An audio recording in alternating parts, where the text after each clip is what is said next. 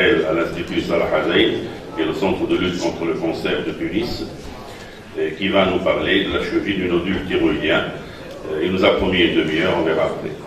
Merci. Donc on m'a demandé de vous parler du nodule thyroïdien, mais je vais parler surtout de l'aspect chirurgical du nodule thyroïdien. Donc en fait, le nodule thyroïdien, c'est une hypertrophie localisée du parenchyme thyroïdien. Il se distingue du reste de la glande par sa consistance et sa taille. La majorité des nodules sont bénins. L'origine de ces nodules est multiple, donc probablement génétique, environnemental ou vieillissement physiologique de la glande, donc ça on ne sait pas trop. Les nodules malins représentent un petit pourcentage, mais le pronostic des cancers de la thyroïde est favorable, surtout si le diagnostic est précoce. Alors la problématique posée par ces nodules thyroïdiens, en fait, ils sont fréquents. Donc la prévalence échographique varie de 25% avant 50 ans. C'est-à-dire qu'un quart des gens ont un nodule thyroïdien.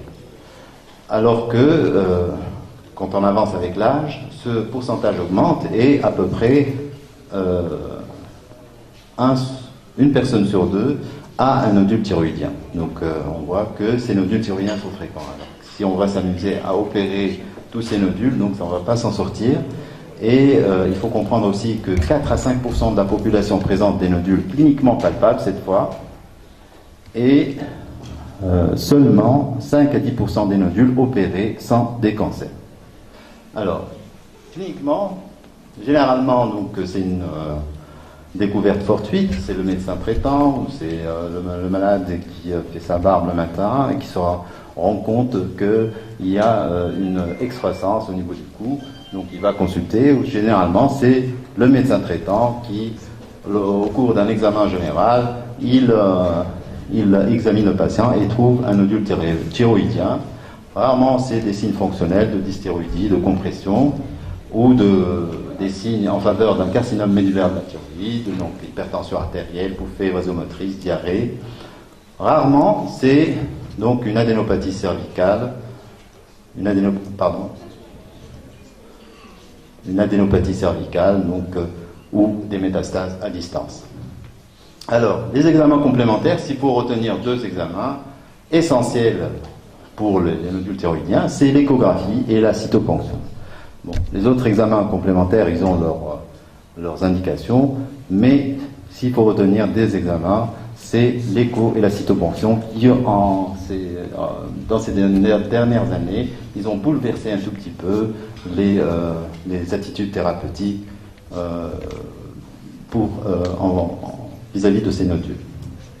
Alors, l'échographie doit être faite dans les règles de l'art, donc il n'est plus admissible d'avoir deux mots sur l'échographie pour nous dire que c'est un nodule hypoéchogène ou hyperéchogène.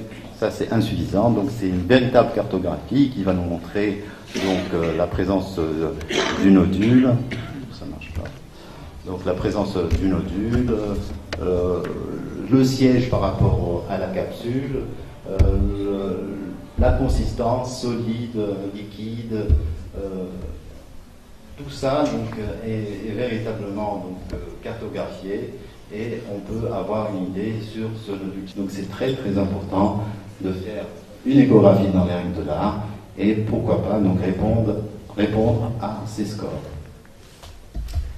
Donc l'examen clinique et les examens complémentaires vont nous permettre de classer donc la tumeur, c'est la classification TNM qui passe de T1 inférieur à 2 cm à T4 supérieur à 4 cm. La classification N, N0 ou N1 et M0 ou M1, présence de métastase. Donc, sur le plan histopathologique, donc je vais rien vous apprendre en disant qu'il y a des tumeurs bénignes, l'adénome essentiellement, et les tumeurs malignes, c'est les carcinomes différenciés, papillaires vasculaires, les carcinomes médulaires et les carcinomes anaplasiques. Les autres tumeurs sont rares, telles que les lymphomes. Alors, les arguments en faveur de la malignité, cette fois c'est des arguments cliniques, c'est l'âge du patient. Les extrêmes d'âge sont plutôt gênant. Donc, on suspecte la malignité beaucoup plus quand il s'agit d'hommes ou de femmes d'ailleurs inférieures à 20 ans ou supérieures à 60 ans, le sexe masculin, l'hérédité quand il y a des cancers papillaires dans la famille, les coïncidences pathologiques, telles que maladie de Koch, les antécédents personnels, irradiation cervicale, les caractères du nodule, apparition récente, évolution rapide, consistance dure, irrégulière, fixation aux parties molles. Les signes locaux-régionaux, tels qu'une paralysie récurrentielle ou la présence d'adénopathie, sont en faveur, bien sûr, de la malignité. Alors, les critères de malignité échographiques, cette fois, c'est le nodule solide, les limites floues, la présence d'hypervascularisation intranodulaire, les microcalcifications, donc ici, le nodule flou, ici, donc la présence de vascularisation subtocentrale, les adénopathies séténites et l'aspect dur du nodule. Alors, on a parlé de couple, donc cytoponction, échographie, et selon les scores, bien sûr, du score 1 au score 3, donc le risque de malignité est faible, donc c'est pas utile de faire une cytoponction, mais par contre, à partir du score 4A, il vaut mieux donc faire une cytoponction thyroïdienne. Alors, la cytoponction peut répondre soit bénin, dans ce cas, c'est la surveillance, soit le diagnostic n'est pas fait, ou c'est acellulaire, etc. Dans ce cas, il faut refaire. Soit c'est une lésion folliculaire de signification indéterminée. Là, dissection fine de la parathyroïde. Là, le lobe est libéré, donc on voit bien le pôle et donc la forme pyramidale qui est respectée du lobe thyroïdien. Alors, attitude selon l'examen histologique en extemporané. Si c'est bénin, donc l'état du parenchyme contralatéral est vérifié. Si homogène, donc on arrête l'intervention. S'il est micronodulaire, donc certains laissent la glande, donc d'autres préfèrent totaliser. La surveillance est clinique, échographique et la biologie. Donc si l'examen en extemporané est douteux, et si on a peur donc, de la malignité, on peut faire toujours un curage médiastino-récurrentiel homolatéral pour éviter de reprendre la loge thyroïdienne. Alors si c'est malin, ça peut être un carcinome différencié, un microcancer, un cancer médulaire ou un cancer anaplasique par exemple. Donc, le but c'est d'éradiquer toute issue tumorale macroscopique, limiter au maximum la morbidité de la maladie et permettre un stagique du cancer, faciliter le traitement et la surveillance post-opératoire, limiter le risque et les récidives, améliorer la survie. Donc, carcinome papillaire, donc, c'est la thyroïdectomie totale, le curage médiastino-récurrentiel bilatéral et le curage ipsilatéral, donc dans la zone latérale, il est fait s'il y a présence d'adénopathie et s'il n'y a pas d'adénopathie, s'il y a des facteurs de risque importants, donc on peut faire un curage des secteurs 2, 3 et 4. On verra tout à l'heure quels sont ces secteurs. Si les ganglions de la chaîne du secteur 6 sont positifs, on peut aussi faire le curage latéral. Si c'est négatif, c'est l'abstention. Donc, aussi pour le curage ipsilatéral, si les ganglions, contralatéral, si les ganglions sont positifs, on doit faire aussi le curage du secteur latéral. Pour les carcinomes vésiculaires, donc thyroïdectomie totale systématique, curage du secteur médian. Pour le secteur latéral, si les ganglions existent, donc on fera un curage complet des secteurs 2, 3, 4. S'il n'y a pas de ganglions, on fera donc le curage en cas de facteurs de risque les facteurs de mauvais pronostic. Pardon. Pour le carcinome médulaire, c'est la thyroïdectomie totale, le curage médiastino-référentiel bilatéral et le curage latéral bilatéral. Pour certains, donc, qui nuancent un tout petit peu cette attitude. Pour le carcinome, voilà, c'est la même chose ici. Alors pour les carcinomes anaplasiques, c'est un peu délicat, peut-être on va en parler dans les conférences qui viendront par la suite. Le but, c'est d'éviter la mort par suffocation et de prolonger la survie. Le mieux, c'est de faire une thyroïdectomie totale si elle est possible, mais parfois c'est pratiquement impossible de faire une thyroïdectomie totale. Association de chimiothérapie et radiothérapie. Sinon, si la tumeur est d'emblée invasive, on procédera à une chimiothérapie de première ligne et une radiothérapie externe. Alors, pour le nodule thyroïdien, il faut comprendre que le traitement phonateur est peu efficace. La TSH doit absolument être inférieure à 0,10 et il y a un effet probablement délétère sur l'état osseux, donc ne pas traiter indéfiniment les patients.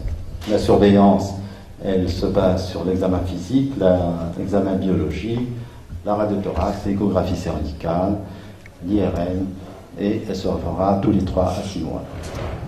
La surveillance aussi se fait par la TG pour les cancers différenciés, l'échographie cervicale et la TEP. La TEP est recommandée si, bien sûr, il y en a une carte blanche et un examen échographique, TDM et IRM non.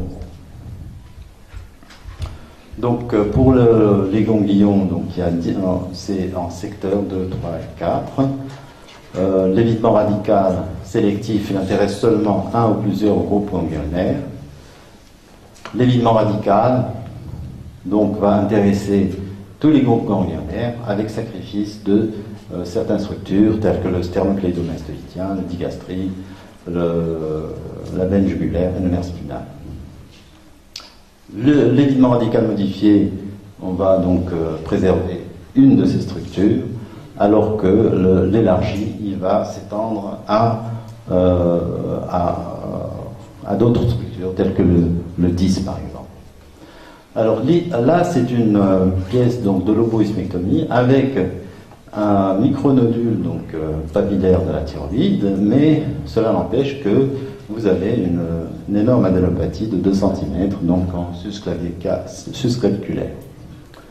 Ici, c'est un patient qui a une énorme masse ganglionnaire qui se traduit par une masse cervicale avec un début de nécrose et un problème thyroïdien. Donc là, on est obligé de faire des curages radicaux, donc avec sacrifice du muscle, de la veine jugulaire et du nerf spinal. Là, vous avez la thyroïde, le lobe thyroïdien avec le nodule malin, et là, donc, vous avez l'évidement, donc reste seulement la carotide et le 10. Là, les pièces de curage et de loboïsmectomie, et là, le curage médiastino-récurrentiel. Suite opératoire, donc, bien sûr, c'est l'hémorragie, mais bon, généralement, donc, il faut faire une bonne hémostase, on peut absolument, donc, on a rarement donc, des hémorragies. L'infection aussi est rarement vue, donc c'est une chirurgie propre. Sur le plan de complications donc, spécifiques un tout petit peu de cette chirurgie, c'est l'hypoparathyroïdie. Et généralement, donc, cette hypoparathyroïdie peut se voir, elle est généralement transitoire, mais elle peut aussi être définitive. Donc c'est pour ça que je vais expliquer qu'au moment de la chirurgie, il faut absolument préserver la vascularisation de ces glandes parathyroïdes. Alors, les lésions laryngées, du nerf laryngé inférieur, se traduisent bien sûr par une paralysie des cordes vocales. Alors, le monitoring péropératoire, comme je vous dis, permet de préserver le nerf laryngé, et les nouvelles techniques d'hémostase permettent aussi de mieux contrôler l'hémostase, donc de travailler dans de bonnes conditions. Alors, en conclusion, donc c'est une pathologie fréquente. La prise en charge doit être multidisciplinaire. Donc c'est un travail d'équipe où le chirurgien, l'échographiste, le cytologiste, le médecin nucléariste, tout le monde travaille ensemble, en équipe, pour avoir les meilleurs résultats. L'échographie et la cytoponction ont changé la donne et les indications. La chirurgie a bénéficié de nouvelles techniques et le pronostic de ces cancers est généralement bon, surtout si le diagnostic est précoce. Je vous remercie.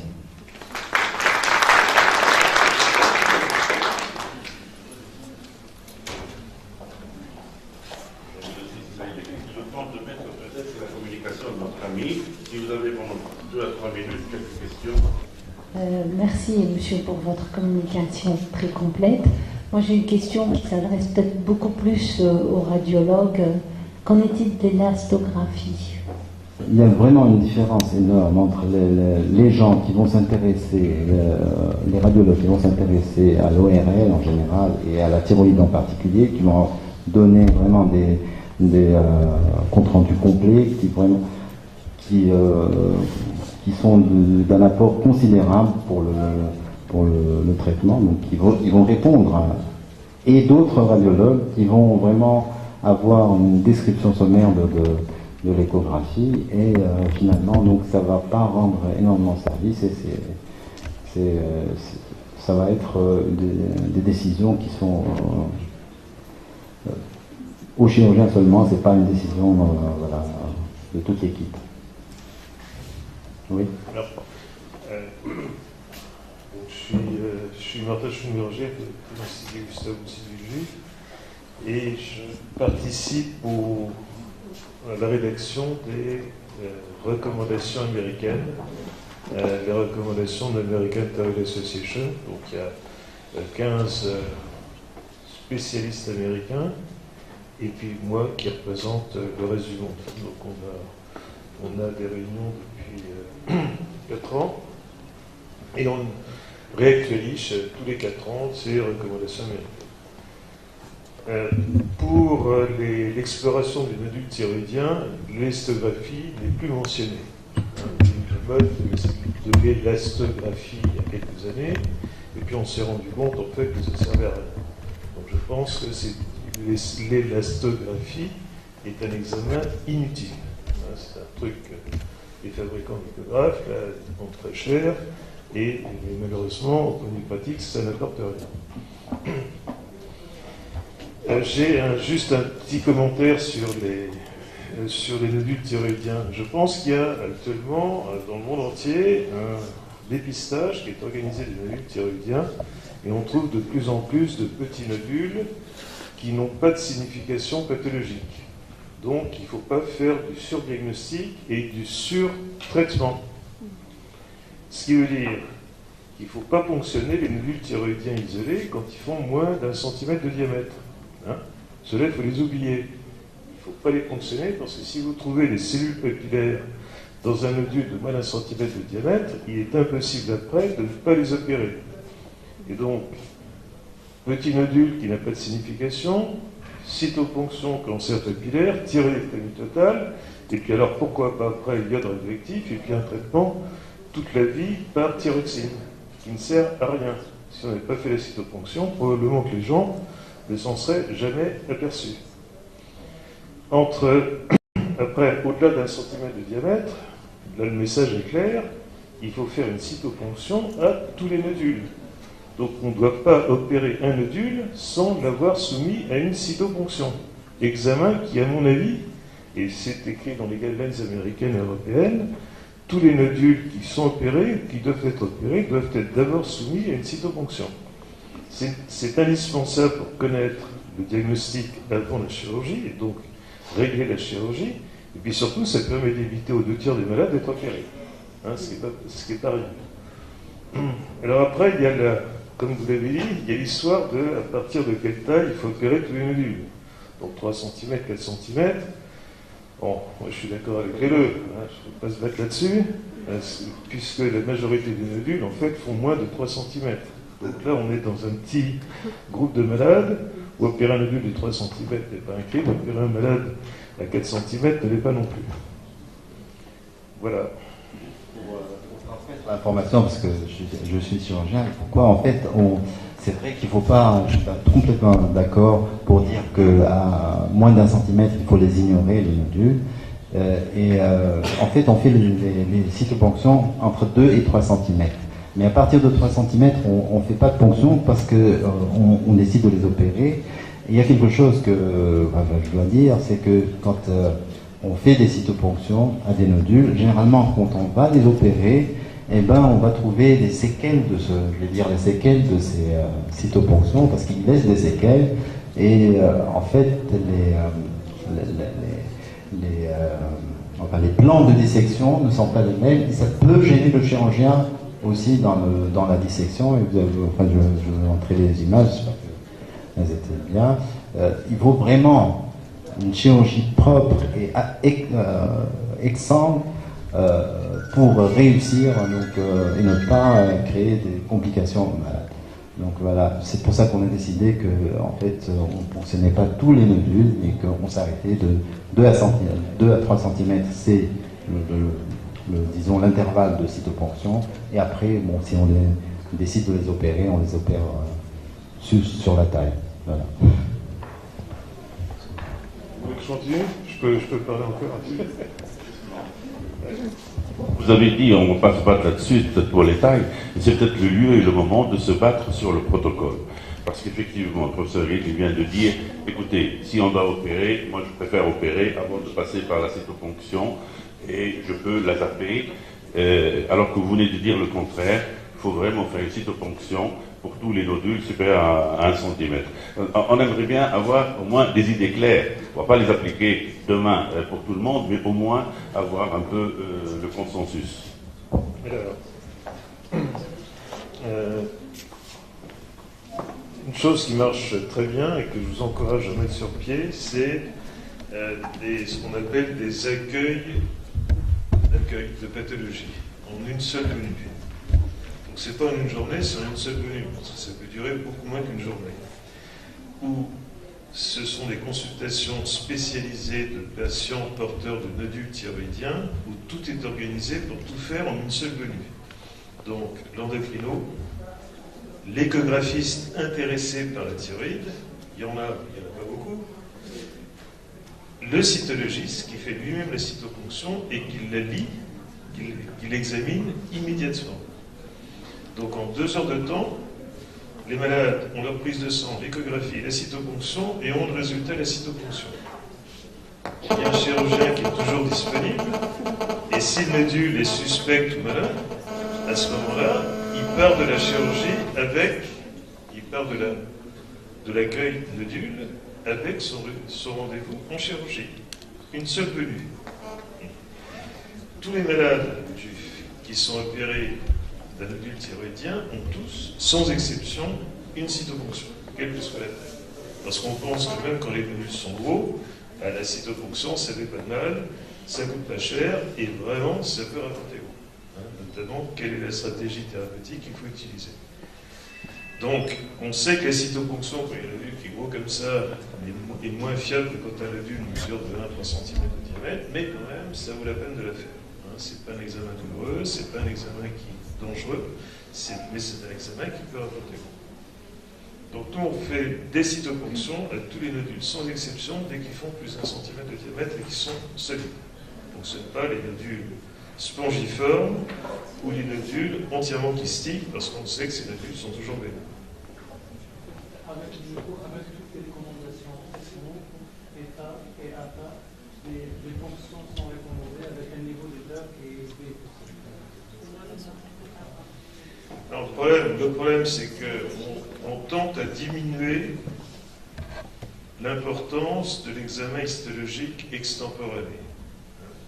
Et quand on a une cytologie qui est très fiable, à ce moment-là, l'examen histologique extemporané est moins fait, ou n'est plus fait du tout.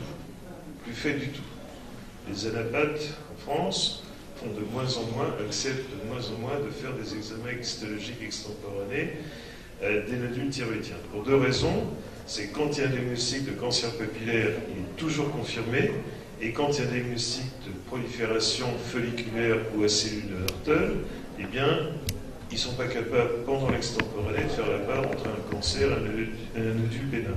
Donc quand on fait la somme de tout ça, l'extemporané ne sert pas à grand-chose à condition que les cytologies... I may miss that in your presentation. When you have a pre-operative diagnosis or intraoperative diagnosis of papillary thyroid carcinoma, you've spoken about central compartment lymph node dissection, level 6. Are you recommending it to be prophylactic or therapeutic when you have a positive lymph node? If it is prophylactic, would that affect the recurrence or the mortality? And thank you. I hope he understands my question. This is another debate. We must do it in every time, and with frozen examen extemporané. Frozen section. If we are positive lymph node, we must do lateral neck dissection.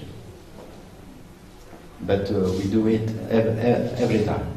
You are right that there is no proof that prophylactic lymph node dissection of compartment 6 improves recurrence or mortality rates. So this means that opponents of routine prophylactic lymph node dissection say you should not do this. You may increase the morbidity but not improve the outcome. Now, we still do it on a routine basis in midriff, only for papillary thyroid carcinomas, because we think that a good surgery is the basis of a good treatment.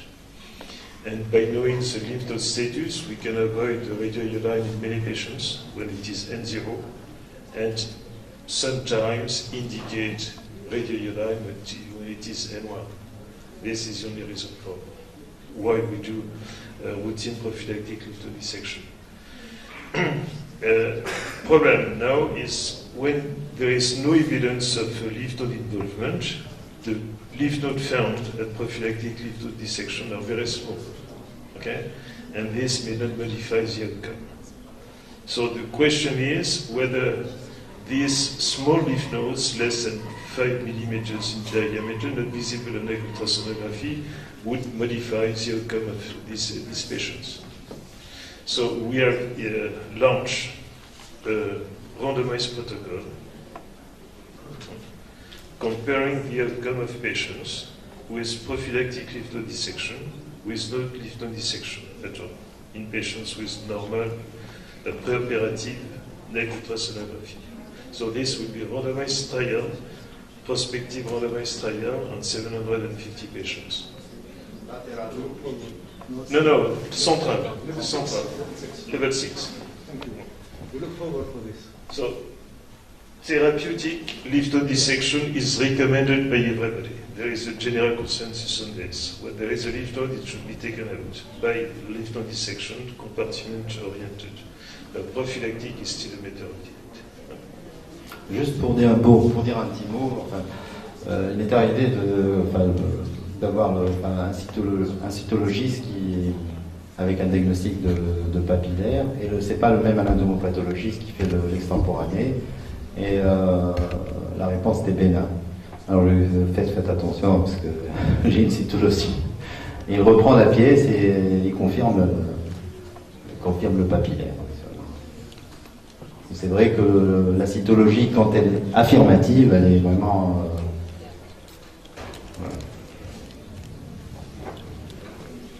Le goitre papilladénomateux est pas le quotidien. Est-ce que vous préconisez la cytoponction des différents modules? Je pense que non. Ce ne serait pas évident. Non. Quand il y a une hyperplasie adénomateuse, certainement pas, même pas de ponction. Et quand il y a des nodules suspects à l'échographie, il faut ponctionner ceux qui sont suspects à l'échographie en se basant sur le TIRAD, la classification TIRAD.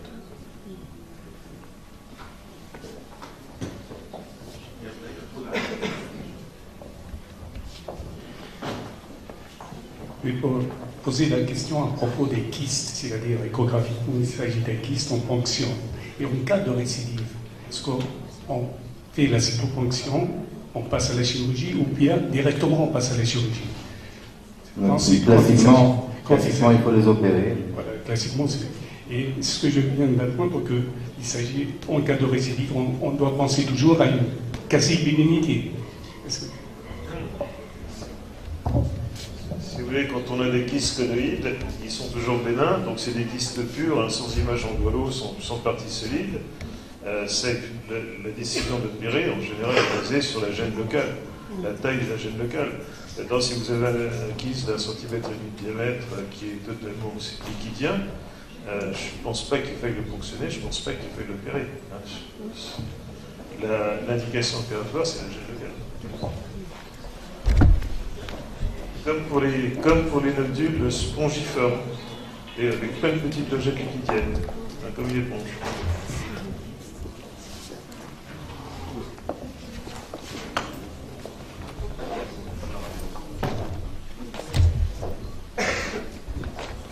Bon, je pense qu'on peut passer à la communication suivante, qui est une communication fondamentale, avant de donner la parole à notre ami Hedi Slimane qui vient de nous rejoindre pour nous parler, qui est un spécialiste d'endocrinologie, le point de vue du clinicien. Donc je passe tout de suite sans tarder la parole à Dr Rabia Amziane, qui est un chercheur en biologie et qui est entre l'IGR et Rabat. Fadal. Je pense que la communication.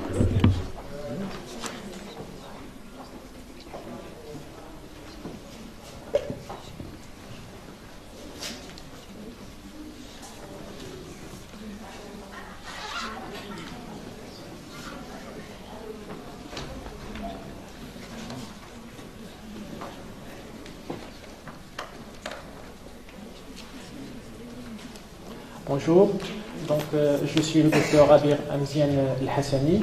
Je travaille sur la radiocarcinogénèse thyroïdienne et je suis en mobilité entre l'unité de biologie et recherche médicale au sein du Centre national de l'énergie, des sciences et techniques d'études nucléaires de Rabat au Maroc et l'équipe radiocarcinogénèse thyroïdienne au sein de l'UMR 8200 CNRS au Gustave Roussy Campus France.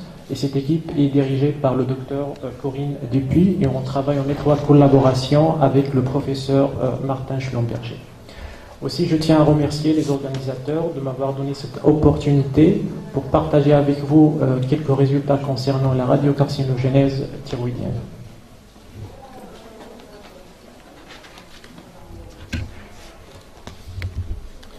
Donc aujourd'hui, je vais vous parler plus essentiellement du rôle du stress oxydatif dans la radiocarcinogénèse thyroïdienne et plus exactement le rôle du stress oxydatif dans la formation de l'oncogène RET-PTC1. Mais avant, je vais commencer par introduire le thyrocyte, le cancer de la thyroïde et aussi la nature oxydative de la thyroïde. Et je voulais aussi profiter de cette rencontre franco-maghrébine pour partager avec vous les premiers résultats qu'on a eus sur une étude concernant le cancer de la thyroïde au Maroc, au sein de l'hôpital militaire de Rabat, afin d'introduire le dépistage, afin d'introduire des outils moléculaires dans la prise en charge et le diagnostic des cancers de la thyroïde au Maroc. Donc, comme vous savez, le thyrocyte, le rôle essentiel du thyrocyte est la synthèse des hormones thyroïdiennes. Alors, les thyrocytes s'organisent en monocouches polarisées. Alors, du côté apical, on a le colloïde, lieu de synthèse des hormones thyroïdiennes. Et du côté basal, on a la circulation sanguine. Alors, le thyrocyte est équipé de plusieurs éléments qui jouent un rôle clé dans la synthèse des hormones thyroïdiennes, à savoir le NIS, qui est le transporteur d'iodure, la thyroglobuline, qui est la matrice de la synthèse des hormones thyroïdiennes, une enzyme qui est capable de générer le peroxyde d'hydrogène, qui joue un rôle important dans la synthèse des hormones thyroïdiennes, et une peroxydase thyroïdienne. Donc, brièvement, le NIS capte l'iode qui circule dans le sang, et le l'iode atteint le colloïde à travers la pendrine et l'AIT. Une fois dans le colloïde, une NADPH oxydase génère le peroxyde d'hydrogène qui active la peroxydase thyroïdienne. qui catalyse les deux étapes clés de la synthèse des hormones thyroïdiennes, à savoir l'iodation des résidus tyrosyles et le couplage hormonogénique des mono- et diiodotyrosines pour former les hormones thyroïdiennes, la T3 et T4, qui sont stockées au sein de la colloïde et en plus libérées dans la circulation sanguine en fonction des besoins physiologiques. Alors, cette enzyme qui génère le peroxyde d'hydrogène s'appelle une NADPH oxydase et plus exactement une dual oxydase 2. Alors, la famille des NADPH oxydases sont des enzymes qui sont capables d'oxyder le NADPH cytosolique pour former de l'anion superoxyde. De tel anion superoxyde est dismuté soit d'une manière spontanée, soit en présence d'une superoxyde dismutase pour former le peroxyde d'hydrogène nécessaire pour la synthèse des hormones thyroïdiennes. Le prototype de ces NADPH oxydases, c'est la NADPH oxydase 2 ou la JP91-FOX ou la NADPH oxydase des phagocytes. Il s'agit de protéines transmembranaires avec 6 segments de transmembranaires, une partie N-terminale cytosolique et une partie C-terminale qui contient des sites de liaison du NADPH et du FAD. Il s'agit donc d'une flavoprotéine. Alors, suite à l'activation de cette enzyme, on a une oxydation du NADPH et un transfert de 2 électrons via le FAD et 2 M qui sont localisés au niveau du segment 3 et 5 transmembranaires pour réduire d'une manière monovalente 2 molécules d'oxygène de l'autre côté de la membrane pour produire l'anion superoxyde et après le peroxyde d'hydrogène. La NADPH oxydase 1, 3 et 4 possède une forte homologie avec l'anox 2. Et enfin, les mutations du gène P53 apparaissent plus tardivement dans les cancers totalement différenciés. Alors, il y a pas mal d'articles qui tirent le signal d'alarme en disant que l'incidence des cancers de la thyroïde augmente durant les dernières années. Je vous montre ici un exemple de ces articles qui montrent que depuis 1995 jusqu'à 2010, il y a une augmentation importante de l'incidence du cancer papillaire. Et dans cet article, il prévoit aussi une augmentation encore dans les années à venir. Et d'une manière très curieuse, le cancer papillaire de la thyroïde pourrait être dans les années à venir le deuxième cancer féminin. Alors, selon le registre des cancers du Grand Casablanca au Maroc, le cancer de la thyroïde occupe le 3e rang des cancers papillaires. C'est une étude qui a été faite entre 2005 et 2007. Et nous avons commencé une étude rétrospective avec l'hôpital militaire de Rabat. Nous avons collecté des datas de patients recrutés dans le service d'anapath de l'hôpital militaire de Rabat entre 2009 et 2012. Et nous avons vu que les cancers papillaires sont plus fréquents que les cancers folliculaires, donc il y a le profil international. Mais aussi d'une manière relativement curieuse, nous avons vu et constaté une augmentation relativement importante des cancers papillaires durant ces années. Alors nous avons commencé une étude moléculaire et nous avons vu que la mutation PRAV600E est exclusivement au niveau des cancers papillaires et nous avons vu aussi que cette mutation est présente dans certaines variantes folliculaires des cancers papillaires de la thyroïde. Maintenant, je vais introduire la deuxième partie. Alors, d'une manière très schématique, une cellule folliculaire thyroïdienne normale peut se transformer en cellule cancéreuse. Cette transformation nécessite des altérations génétiques précoces et des altérations génétiques tardives. Les altérations génétiques précoces sont capables d'initier des événements de la tumorigénèse. On note spécialement la mutation PRAF et l'oncogène PTC, et des altérations génétiques tardives sont nécessaires pour accompagner la progression et la dédifférenciation des cellules thyroïdiennes. Et là, le bon exemple, c'est des mutations du gène P53. Alors, ces altérations génétiques sont en étroite liaison avec une instabilité génomique. Et jusqu'à présent, le seul facteur de risque qui est bien étudié dans la carcinogénèse thyroïdienne, c'est l'exposition aux radiations ionisantes. Mais jusqu'à présent, on n'a pas une idée claire concernant les mécanismes exacts de la radiocarcinogénèse thyroïdienne. D'une manière très linéaire, l'irradiation peut induire le cancer de la thyroïde et spécialement l'oncogène RET-PTC, probablement à travers des effets directs et des effets indirects.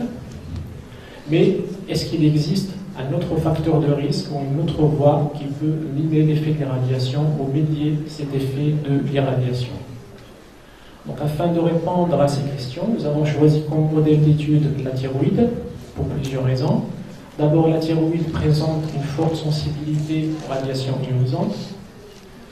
Au sein de la thyroïde, on peut induire des réarrangements chromosomiques et l'organe de la thyroïde a une nature oxydative puisque le stress oxydatif est important pour la synthèse des hormones thyroïdiennes et puisque la thyroïde exprime 3 NADPH oxydase. Et l'irradiation peut induire aussi in vivo l'oncogène RET-PTC suite à la transplantation du tissu thyroïdien normal dans les souris exposées aux radiations ionisantes. Et aussi, il existe une corrélation positive entre la formation de RET-PTC, le temps après l'irradiation et la dose de l'irradiation. Et aussi, RET-PTC1 est plus fréquent in vitro que RET-PTC3. Et il est important de mentionner que l'exposition aux faibles doses, comme l'exposition aux fortes doses, est capable d'induire l'oncogène RET-PTC. Donc l'exposition à radiation ionisante est un facteur de risque confirmé pour le cancer de la thyroïde, et l'exposition à radiation ionisante peut induire l'oncogène RET-PTC. À partir de là, nous avons échafaudé notre hypothèse de travail. Donc l'irradiation peut induire des cassures de membrane de l'ADN et donc l'oncogène RET-PTC à travers des effets directs, mais à travers des effets directs qui peuvent produire un stress oxydatif extracellulaire, mais surtout au niveau intracellulaire plus proche du noyau, peuvent causer des cassures de membrane de l'ADN et donc après induire l'oncogène RET-PTC1. Si notre hypothèse est vraie, le pré-traitement par des antioxydants peut protéger les cellules aux effets de l'irradiation, et aussi un stress oxydatif aigu en absence de l'irradiation peut mimer les effets de l'irradiation et induire l'oncogène RET-PTC1. Alors pour vérifier notre hypothèse de travail, nous avons utilisé la lignée cellulaire H-Tori, qui est une lignée cellulaire thyroïdienne non cancéreuse immortalisée par SV40. Donc nous avons ensemencé ces cellules à une densité donnée, et le lendemain nous avons irradié ces cellules au rayon X à une dose non toxique, et 4 heures après nous avons trypsinisé les cellules et nous les avons ensemencées à faible dose, 22 000 cellules par pli dans des plaques à circuit, et nous avons attendu le temps nécessaire pour que ces cellules arrivent à confluence, donc c'était 2 semaines. Et à partir de là, nous avons extrait les ARN totaux et par RT-PCR niché, nous avons détecté l'oncogène RET-PTC1. Donc, nous avons développé une technique de PCR niché.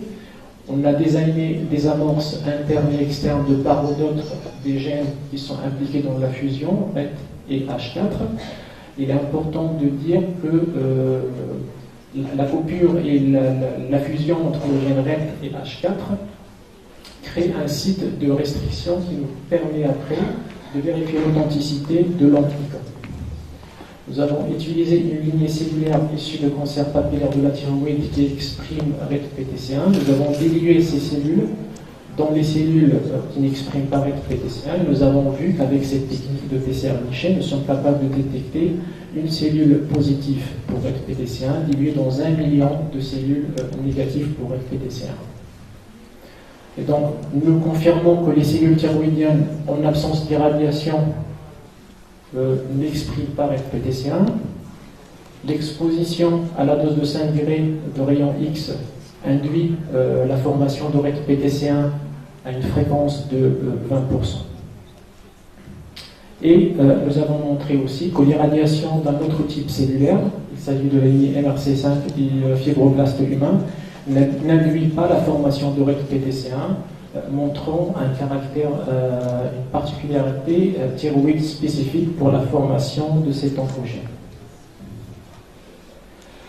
Après, nous avons irradié le milieu extracellulaire en absence et en présence des cellules. Nous avons montré que l'exposition à la dose de 5 degrés produit la radiolyse de l'eau et de la formation des environ 12 micromolaires d'H2O2 Alors, cette quantité d'H2O2 disparaît progressivement du milieu extracellulaire en présence de cellules, ce qui suggère que soit cet H2O2 est détruit au niveau extracellulaire, soit il est consommé par les cellules thyroïdiennes.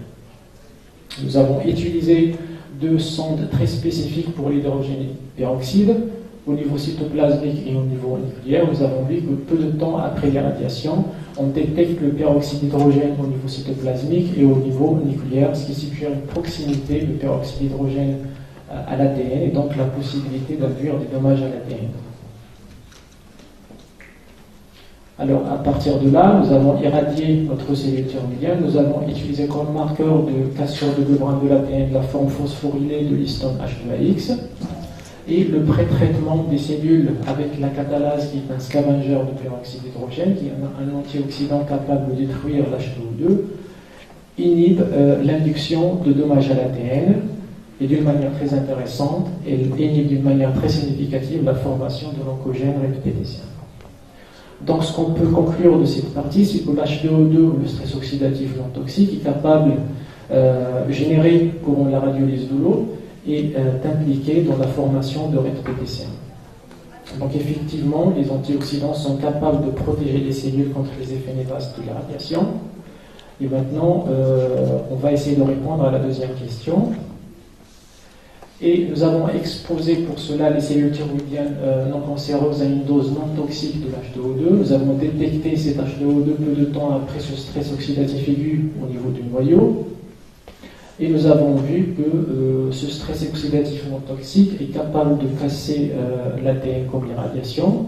Et d'une manière très intéressante, l'H2O2 à cette dose non toxique est capable de mimer l'effet de l'irradiation et induire la formation de l'oncogène RET-PTCA.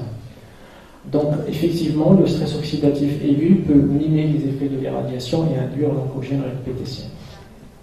Donc en conclusion de ce travail, la thyroïde présente un bon modèle pour comprendre les mécanismes impliqués dans la formation de réarrangements chromosomiques au niveau des tumeurs solides. Et comme l'irradiation, le stress oxydatif est capable de causer des cassures de membrane à l'ADN et des réarrangements RET-PTC. Et nos résultats suggèrent d'une manière très importante l'implication du stress oxydatif dans les dommages à l'ADN, surtout dans la tumorigénèse thyroïdienne.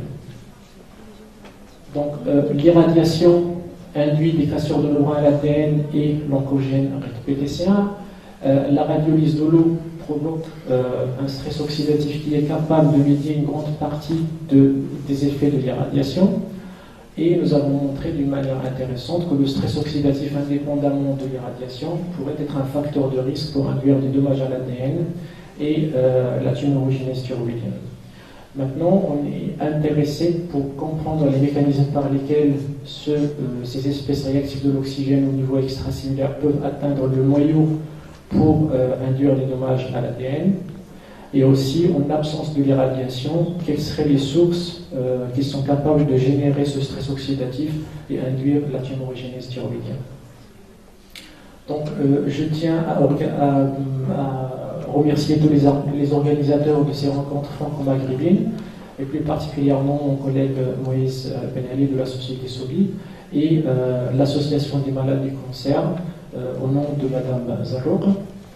Je tiens à remercier le docteur Corinne Dupuy, chef d'équipe radiocarcinogénèse thyroïdienne, qui a supervisé ce travail, et le professeur Schlumberger pour son application dans la partie recherche au niveau du Maroc, et pour créer aussi des liens forts dans cet axe de recherche entre la France et le Maroc, mais surtout aussi entre les pays du Maghreb.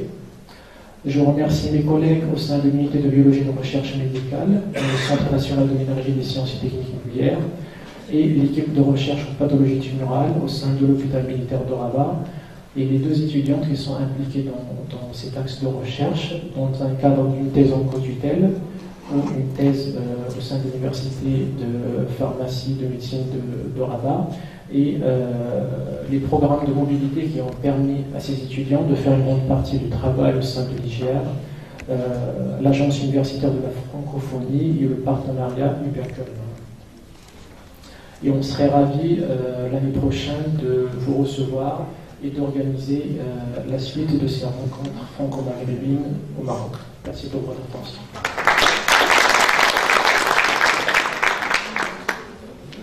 cher ami, pour ce rappel fondamental. Dieu seul sait combien on a besoin de revenir aux sources, c'est la fondamentale. Moi, juste une question, si vous avez une question aussi, avant de passer la parole à Elie Slimane.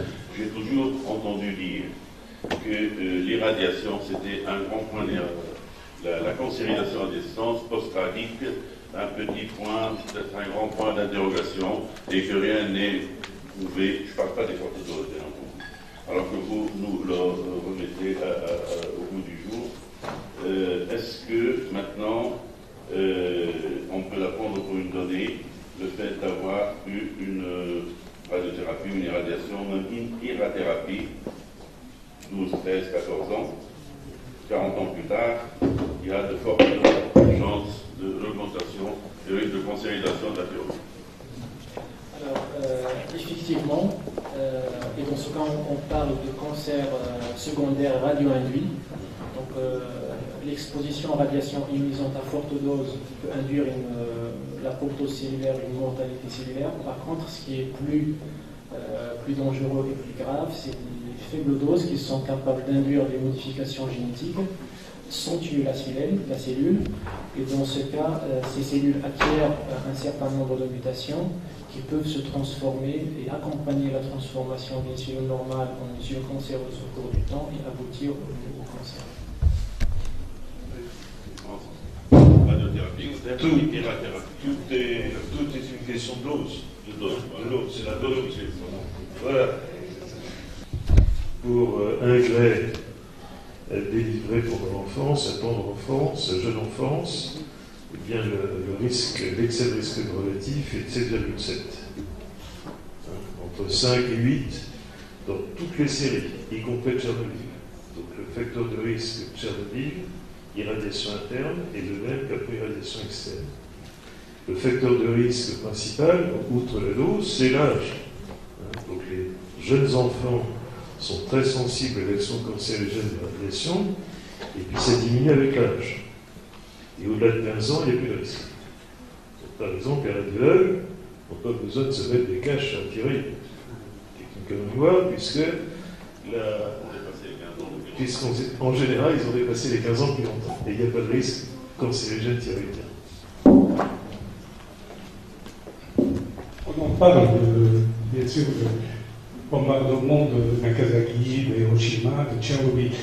Qu'en est-il des essais nucléaires au Sahara? C'est un problème purement maghrébin. En Algérie. En Algérie, oui, bien sûr. Et s'il y a des répercussions sur les générations, c'est-à-dire de deuxième et troisième niveau. En Algérie française. Oui.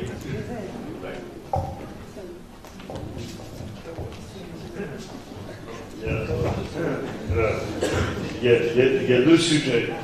Le sujet récent, là, c'est Fukushima. À Fukushima, il y a peu de contamination des gamins.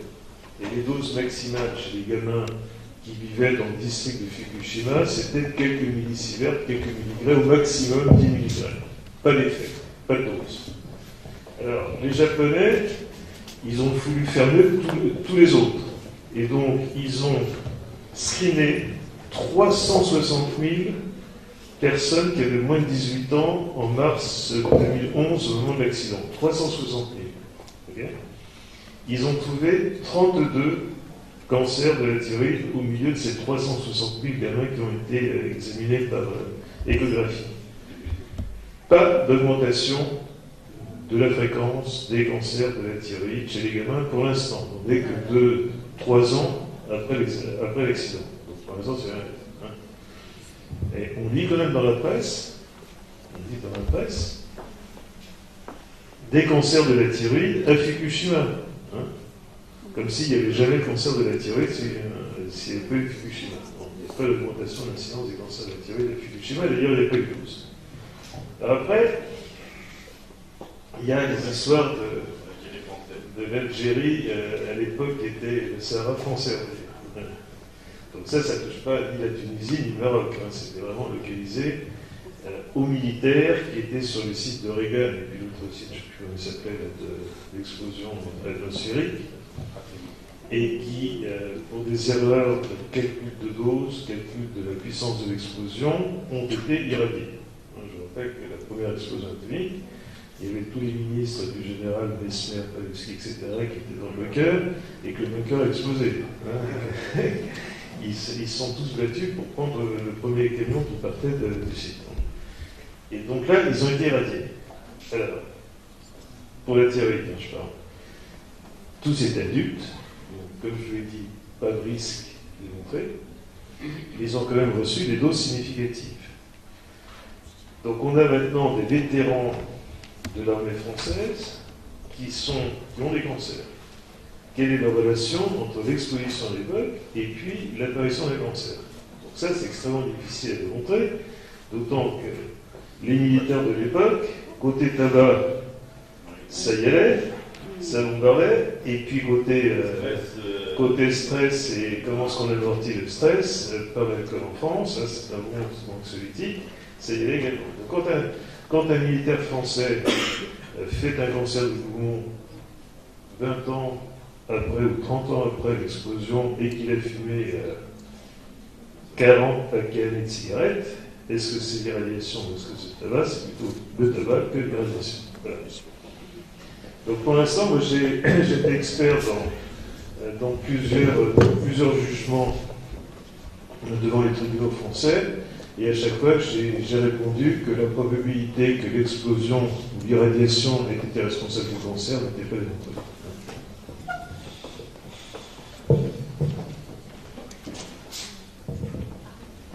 C'est Esma Kerbois d'Alger, je suis oncologue médicale, je pourrais éventuellement répondre à la question des essais nucléaires de Riken, sans faire de polémique bien sûr. En fait, nous, on avait remarqué qu'il y avait une forte incidence de femmes qui venaient donc sur Alger pour des sarcomes du sein. Enfin, les sarcomes du sein, vous savez que c'est quand même rare, sans tumeur filote, sans rien du tout.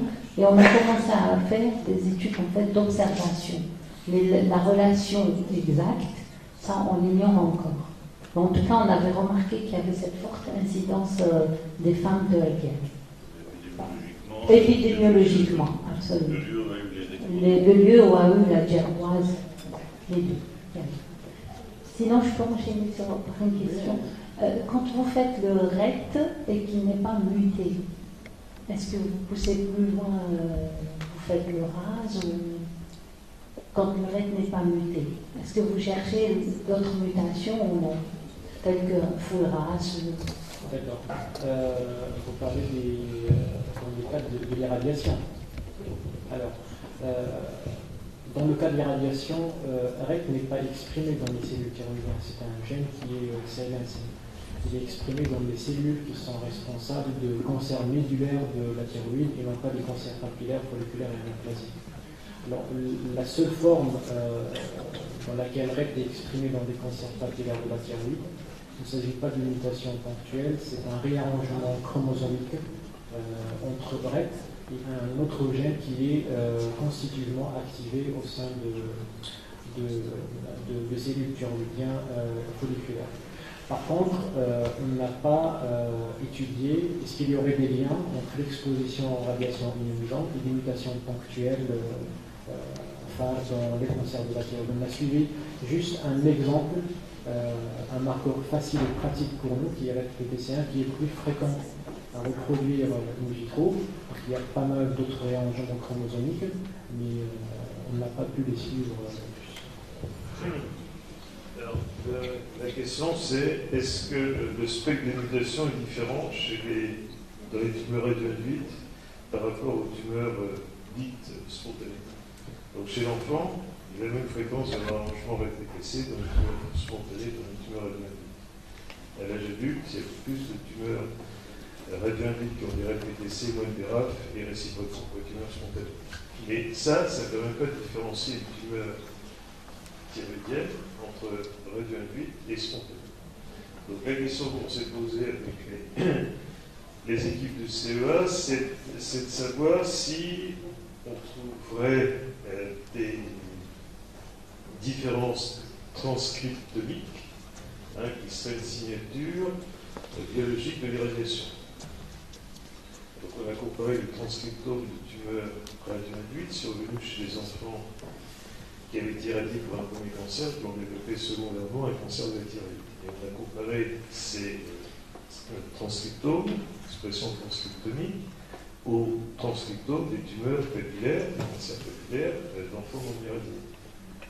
Et on a trouvé une différence. Donc une signature biologique qui a été étudiée plusieurs fois. On a appliqué cette signature biologique aux enfants de tumeurs de la thyroïde de Tchernobyl, et on a validé comme ça que cette signature était une signature liée à l'irradiation. Je passe la parole sans plus tarder à notre ami Elie Slimane, qui est chef de service d'endocrinologie et qui va enfin nous donner son point de vue du clinicien, comment il voit toutes ces choses-là. C'était le professeur Koussaï Mesh, président de la Société tunisienne d'endocrinologie, qui devait présenter ce cours et à la dernière minute, il m'a demandé de le faire, et donc je n'ai pas pu ne pas accepter la demande si gentille de mon ami le professeur Fawzi Boussoumet et de celle de Madame Zalo, que je ne connaissais pas, je viens de la voir pour la première fois, et c'est un grand honneur et un grand plaisir pour moi de présenter ma communication devant notre maître, le professeur Chloumongé. D'ailleurs, mes principales références viennent de vous, et donc mon traitement, c'est à vous. Donc, je commence pour dire que, première plaque,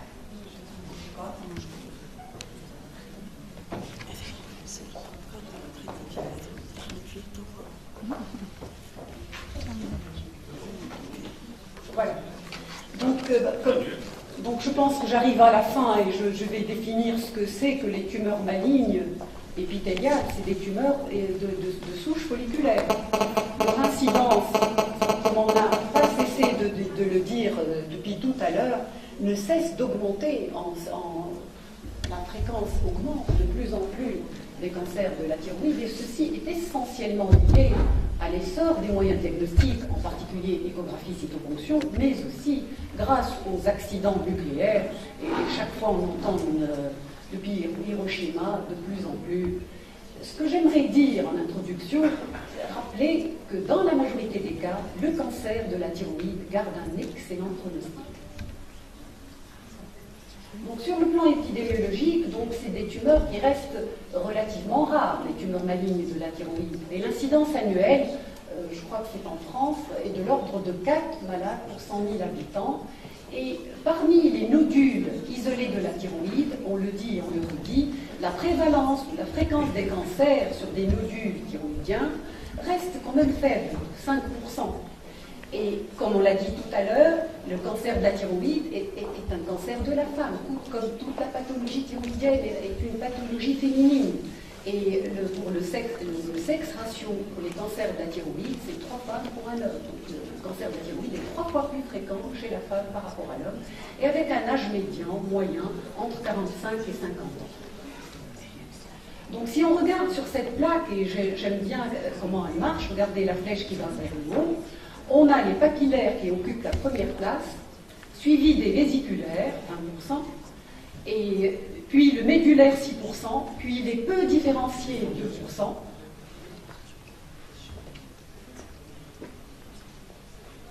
L'anaplasique 1,5 et les lymphomes et sarcomes 0,5. Et là, pour vous dire que les papillaires et les vésiculaires constituent la grande part des cancers différenciés de la thyroïde. Donc cette plaque illustre l'évolution, l'incidence des cancers qui ne cessent d'augmenter et rappelle les différents types histologiques qui, si vous regardez bien, là, à partir des années 1928, on a une augmentation du risque relatif de la prévalence des cancers thyroïdiens, tout type histologique. À droite, il y a une prévalence plus importante du papillaire. Ça ne montre pas, voilà. Pardon, je manipule mal le pointeur. Voilà. Donc là, je voudrais pointer, cette courbe montre une prévalence qui ne cesse d'augmenter des cancers papillaires. Mais si on regarde en bas, on regarde que le cancer folliculaire a commencé à augmenter, mais pas beaucoup. Et tout autre type histologique de cancer non plus. Donc c'est surtout les papillaires qui connaissent une augmentation du risque relatif depuis, je ne sais pas pourquoi, 1928.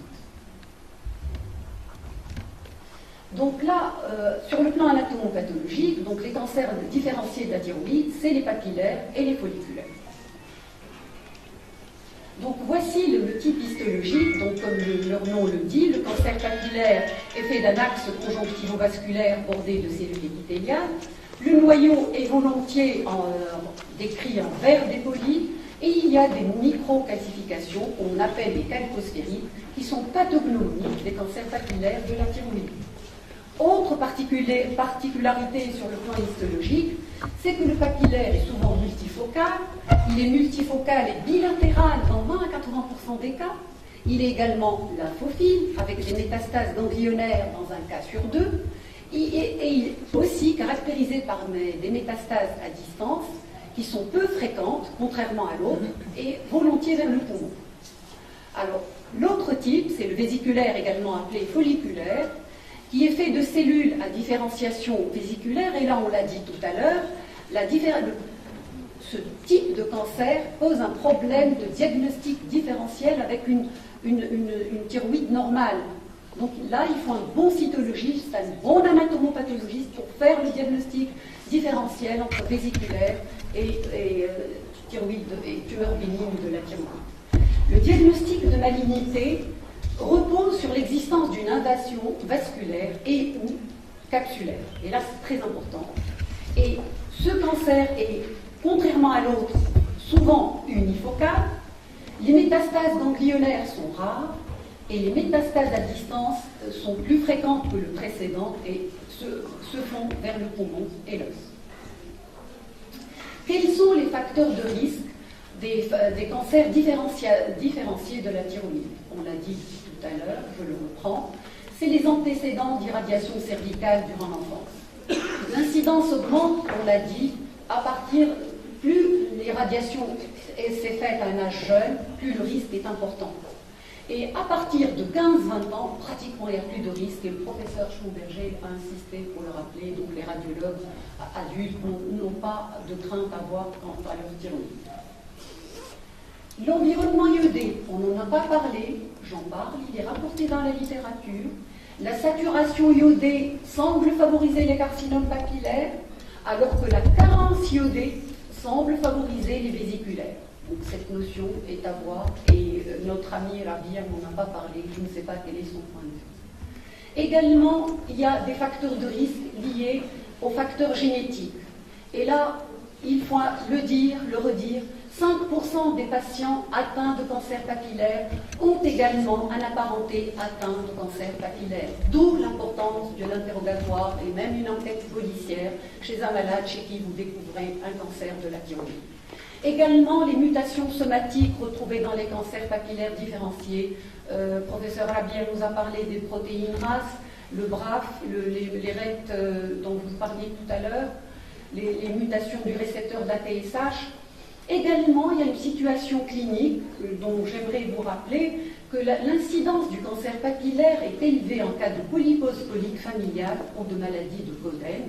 Et donc, chaque fois que vous avez un malade chez qui vous diagnostiquez une polypose colique familiale, il faut chercher du côté de la thyroïde un cancer papillaire.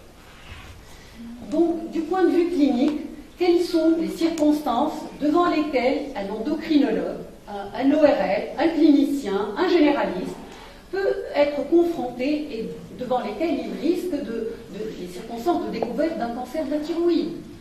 Ces circonstances sont variées.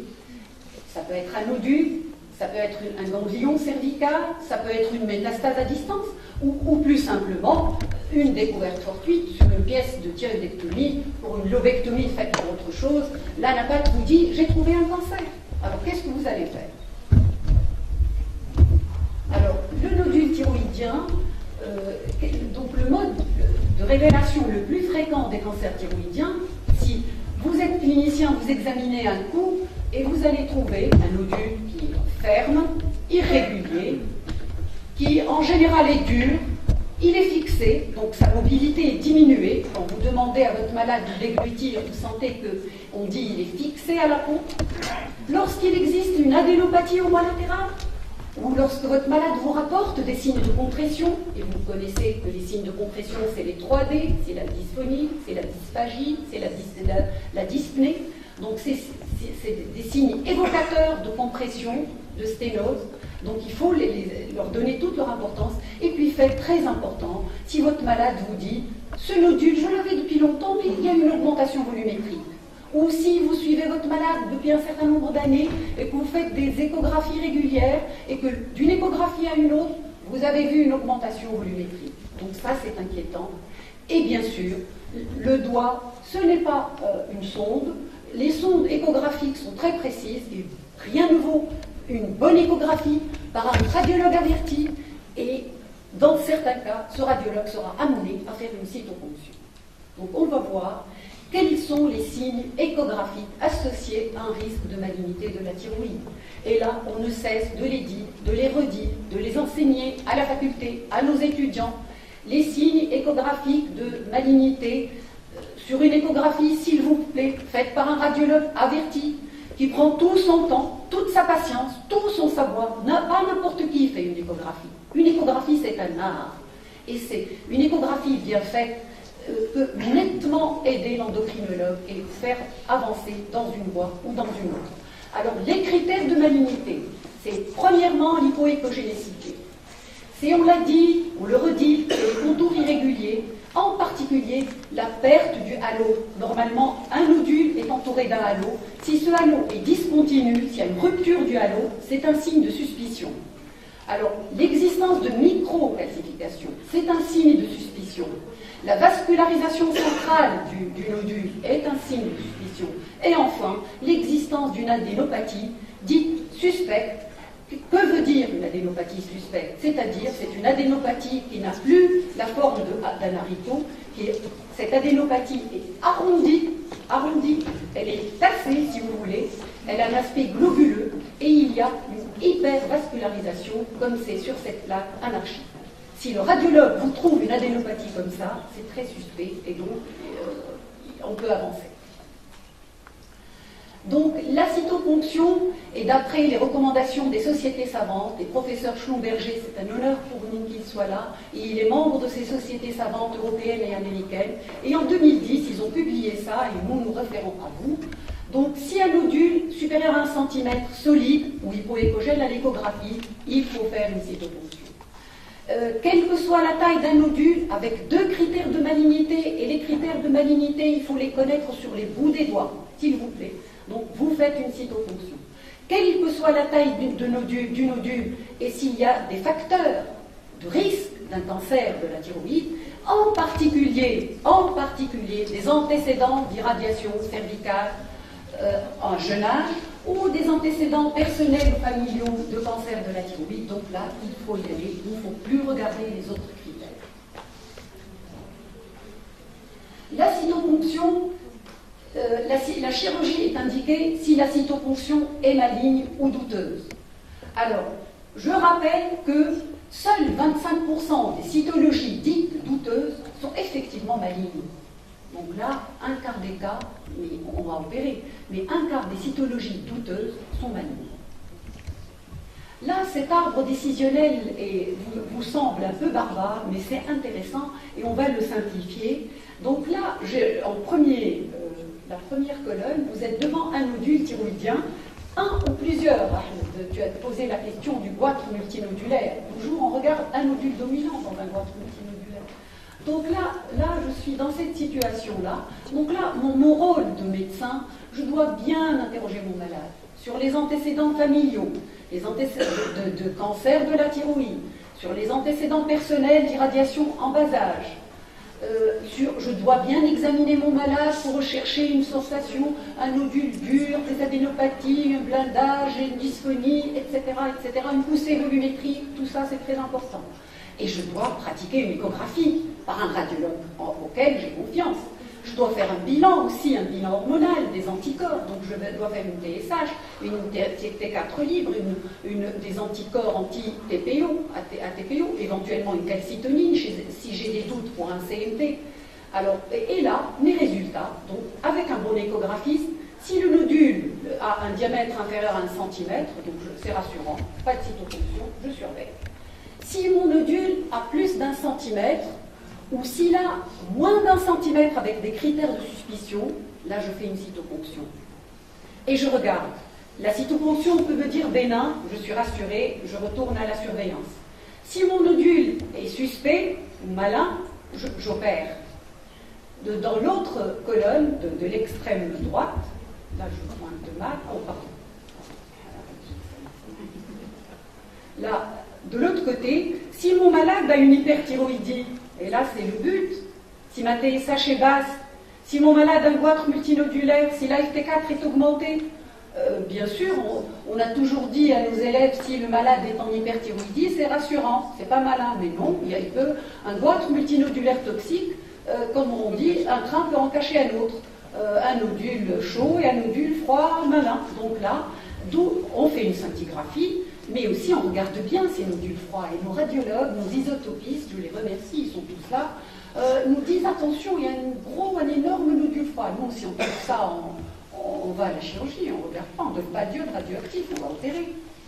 Donc là, on cytoponctionne ce nodule froid et on regarde aussi, on rejoint le schéma, si la cytoponction est maligne, on opère, si elle est bénigne, on surveille. Donc là, la chirurgie, c'est le principal traitement du nodule du cancer de la thyroïde. Donc la thyroïdectomie totale, c'est le traitement essentiel, avec un curage référentiel, plus un examen histologique extemporané des ganglions jugulo-carotidiens. Le curage jugulo-carotidien si envahissement, l'examen extempo, ou suspecté cliniquement ou échographiquement. Donc il n'est pas effectué systématiquement. Donc le cas particulier, on en a parlé tout à l'heure, pour le micro-cancer que l'ANAPAT découvre comme ça, pour une lobectomie par exemple, découvert à l'examen histologique définitif pour une pièce de lobectomie, donc la totalisation thyroïdienne est associée au curage central est indiquée en cas de micro-cancer multifocal uniquement. S'il est unifocal, on peut s'arrêter là. Et on ne va pas plus loin, on ne va pas donner d'iode. Là, pour la prise en charge de l'iode radioactif en post-opératoire, alors quels sont les avantages de ce traitement radioactif post-opératoire?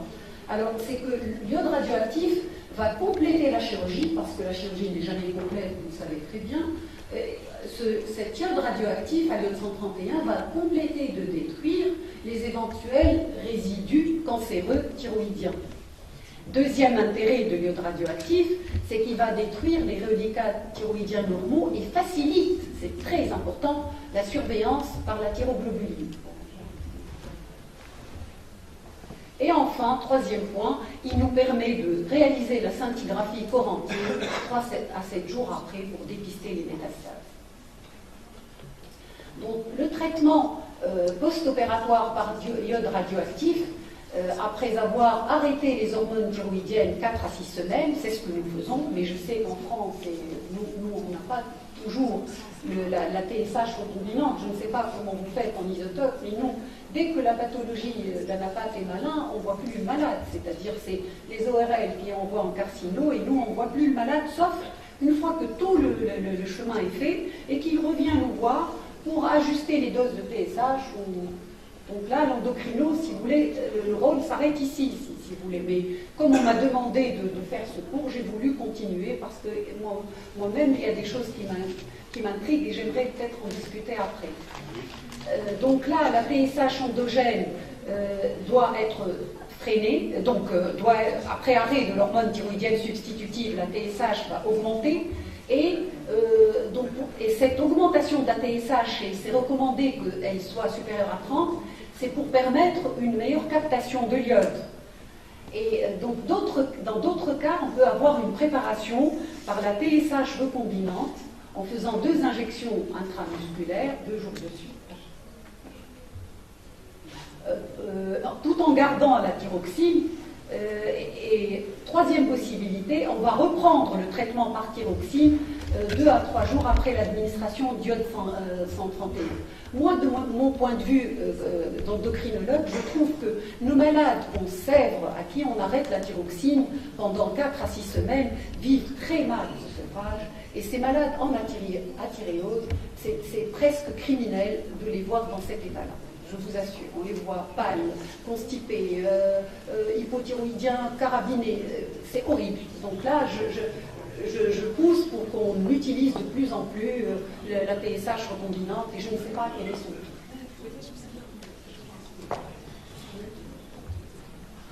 Donc là, l'indication de l'iode 131 au post-opératoire, pour les patients à très faible risque, c'est-à-dire si la tumeur est inférieure à 1 cm, si elle est unique, s'il n'y a pas de métastase ganglionnaire, donc il n'y a pas d'indication pour l'iode radioactif 131. L'autre extrême, pour les patients à haut risque et en cas d'exérèse incomplète, avec ou sans métastase ou facteur de mauvais pronostic, il faut absolument une indication impérative d'une forte activité d'iode radioactif après sevrage par de la thyroxine. Et entre les deux, la situation intermédiaire, les patients à faible risque, et c'est peut-être là l'intitulé, le titre que j'ai reçu par mail, traiter les patients à faible risque, c'est-à-dire c'est des patients intermédiaires entre risque pratiquement inexistant, risque faible et risque élevé, donc ça c'est ce qu'on nous a dit de traiter, faible risque.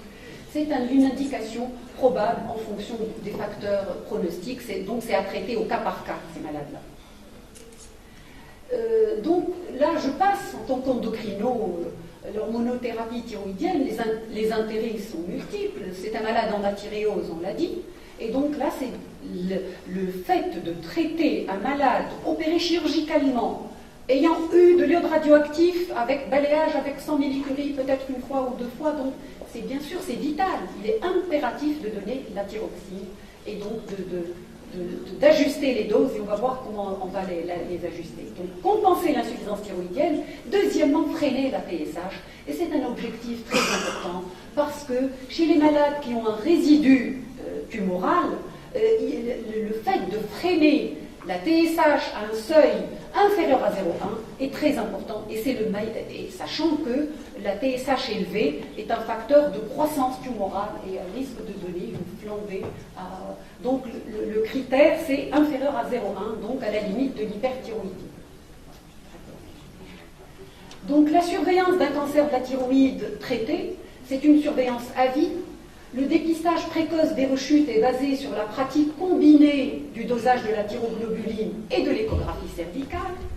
Mais il faut que je vous rappelle, et vous le savez déjà, que la thyroglobuline seule, si on la dose, peut y avoir des artefacts, et donc il faut absolument, on lui préfère les anticorps anti-thyroglobuline qui sont plus spécifiques et plus fiables dans la surveillance d'un cancer de la thyroïde opéré. Alors donc là, ce schéma résume donc la prise en charge donc, du cancer de la thyroïde. Après thyroïdectomie totale plus ablation à l'iode 131, il faut faire 3 mois après une vérification de la TSH et donc essayer d'avoir l'objectif inférieur à 0,1 et 6 à 12 mois après faire une échographie cervicale plus une thyroglobuline éventuellement sous TSH recombinant.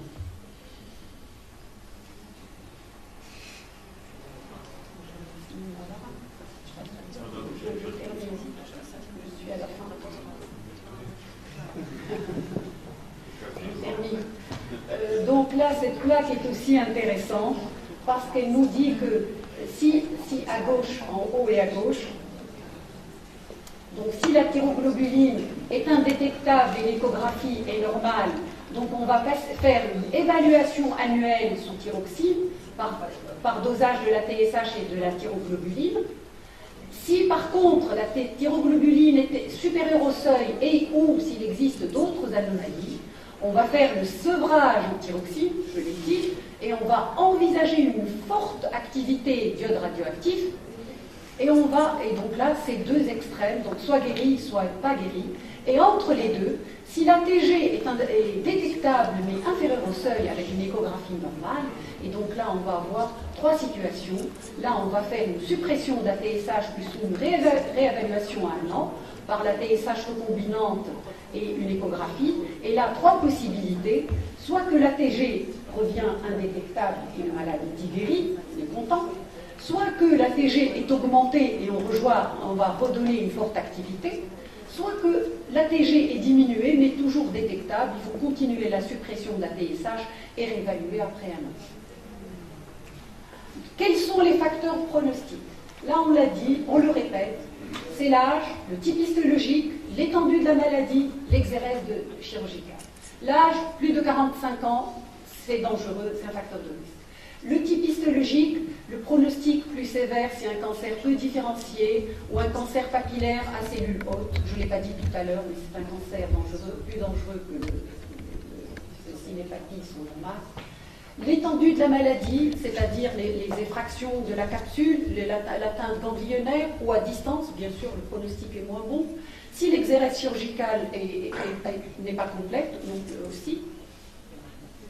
Alors la classification TNM, je ne vous la rappellerai pas, vous la connaissez, taille, métastase ganglionnaire ou à distance, et puis l'âge, et on adapte en fonction de l'âge avant 45 ans, après 45 ans. Le pronostic, j'insiste, c'est la dernière plaque avant de conclure. Dans la majorité des cas, 80 à 85% des patients sont considérés à faible risque de rechute. La majorité de ces rechutes sont curables et le risque de décès par cancer est inférieur à 2% à 20 ans. Et je conclus pour dire que le cancer différencié de la thyroïde reste un bon cancer et que sa prévalence ne cesse d'augmenter à cause de l'amélioration des moyens diagnostiques, mais aussi à cause de la prévalence de ces essais nucléaires et des accidents nucléaires. Et je vous remercie pour votre participation.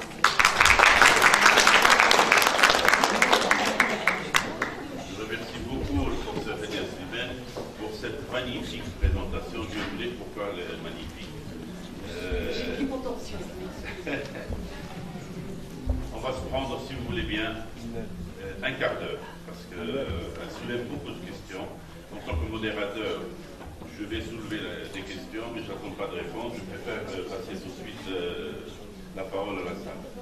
En 2010, et je suis content que les spécialistes maghrébins et le professeur Chamblager est là. En 2010, le professeur Chamblager, pendant 4 jours, vous avez donc organisé un truc international mondial à Paris sur la thyroïde. Et il y avait pendant 4 jours, je dis bien pendant 4 jours, les endocrinologues qui avaient un point de vue sur les faits de risque, sur les moyens, des gens qui complètent par l'iode, d'autres qui ne complètent pas, des gens qui opèrent. Vous avez beaucoup de problèmes. Moi, j'ai oui, vous y étiez, on a été ensemble là-bas. Oui, il y avait 3500 personnes. Mais la deuxième question qu'elle soulève, et c'est pour ça que j'ai pris la parole maintenant, juste parce que vous avez dit, on les perd de vue. Mais tout le monde maintenant sait et voit que cette pathologie thyroïdienne est devenue multidisciplinaire. Mais on n'en demande que ça. Malheureusement, il y a la mentalité du patient tunisien qui vient et qui continue à venir pour ce qu'on appelle nous des contrôles cliniques. On est envahi, il nous prend de la place pour autre chose, mais on ne demande que ça. Une collaboration avec nos amis endocrinologues pour qu'on fasse ce que nous avons à faire et qu'on les reconfie. Et que vous les envoyez. C'est eux qui disent non, voilà, donnez-moi un rendez-vous et on est rempli de ça. Donc ça aussi, ça mérite une mise au point. Donc je m'arrête là et je passe peut-être la parole. Voilà, une mise au point peut-être au professeur Chamblager pour un certain nombre de questions. Je veux bien faire quelques commentaires.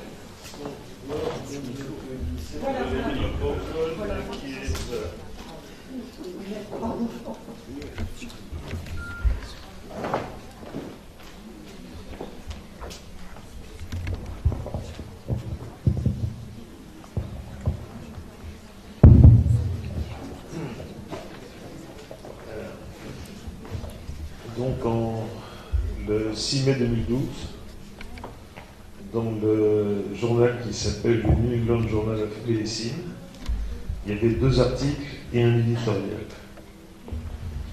Un qui venait de Juif, dont j'étais le premier auteur, et un autre qui venait d'Angleterre. Ces deux articles rapportaient deux études prospectives, randomisées. 750 malades pour l'étude française, 450 malades randomisés pour l'étude anglaise, et ils ont montré clairement, d'une manière, je pense, définitive, que l'ablation, c'est-à-dire la destruction des petits reliquats thyroïdiens post-opératoires normaux, de tissu thyroïdien normal, pouvait se faire avec une activité de 30 millicuries et le tyrogène à la place du sevrage. L'étude française que j'ai dirigée n'a pas été sponsorisée par l'industrie, par Genzyme. Pas un rond de Genzyme, hein. Ça j'insiste. Pas un sou. Je leur ai fait économiser au moins 30 millions d'euros, mais ça n'a pas été sponsorisé par Genzyme. Donc étude indépendante. Donc le critère, le standard de soins maintenant, c'est 30 millicuries après 2 injections de tyrogène. Alors pourquoi donne-t-on tyrogène et pas fait-on plus de sevrage? Parce que le tyrogène évite l'hypothyroïdie, qui, comme vous l'avez dit, est très mal toléré. Ça maintient la qualité de vie. Ça permet d'avoir un taux d'ablation exactement identique qu'après sevrage. Et puis, ça diminue la dose d'irradiation à l'organisme. Hein, vous savez que quand on donne de l'iode après sevrage, la personne est en hypothyroïdie et la clearance rénale des iodures est diminuée de 50%. Donc quand on traite en euthyroïdie après le tyrogène par rapport au sevrage, on diminue, pour une activité thyroïde radioactive déterminée, on diminue de 50% la dose d'irradiation de l'organisme. Alors, question. Le prix. Exactement. Combien ça coûte? Combien ça coûte, hein? Combien ça coûte? Je vais vous répondre. 1500 dinars. 750 €, c'est le même prix en France. Même prix en France. Non, attendez, c'est le même prix qu'en France. Hein? En France, ça coûte 750 €. Alors, c'est peut-être 732,5 €, mais je veux dire, c'est entre 700 et 750 €. Et quand on regarde les coûts économisés d'un point de vue sociétal, qui prennent en compte l'hypothyroïdie, les arrêts de travail, l'hospitalisation, la morbidité, etc., on se rend compte que d'un point de vue sociétal, en prenant en compte les coûts directs et les coûts indirects, l'injection de tyrogène n'est pas plus chère que le sevrage. Pas plus cher. Hein, pas plus cher. Donc ça, on a une étude là-dessus. Et on a une étude là-dessus, pas à dire d'experts, avec des données quantifiées, c'est chaque malade. Chaque malade. C'est une étude qui est en cours de soumission dans le journal clinical oncologie, et qui, je pense, va être acceptée, parce que c'est la première étude où on a des données véritables, hein, des données mesurées chez les malades. Donc, le nouveau standard de soins, comme on dit, hein, dans le monde entier maintenant, c'est très faible risque, les petits micro-cancers, pas de traitement par iode, les gros cancers qui risquent de rechuter, traitement par une activité de 100 millicuries après sevrage de préférence, mais éventuellement après tyrogène. Et puis les petits cancers qui sont de faible risque, risque de rechute de 2-3%, à ce moment-là, soit on ne les traite pas, mais si on les traite, il faut les traiter avec 30 millicuries et tyrogène. Voilà. Sinomètre, jamais. Jamais. Alors, il faut une nouvelle organisation des soins. Donc, le chirurgien opère. Hein. Quand il lâche son malade, il faut qu'il lui donne de la thyroxine. Hein. Alors ça, c'est simple, la thyroxine. Pour les chirurgiens qui sont dans la salle, prenez le poids du malade, vous multipliez par 2. Et vous avez le nombre de microgrammes à donner de thyroxine. Hein. Ça, tout le monde est capable de le faire.